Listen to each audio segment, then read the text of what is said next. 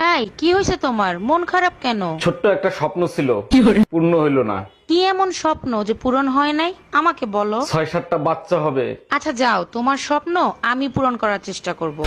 কিন্তু তাদের মা আলাদা আলাদা হবে। তুই কুত্তা, একটা কুত্তা।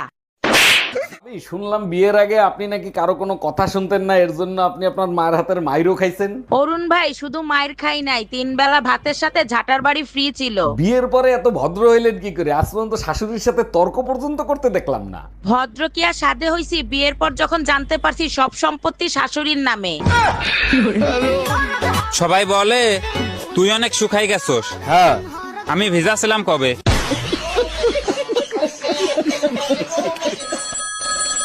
हेलो मोदी जी, मेरा फोन पानी में गिर के खराब हो गया है। क्यों झूठ बोल रहे हो?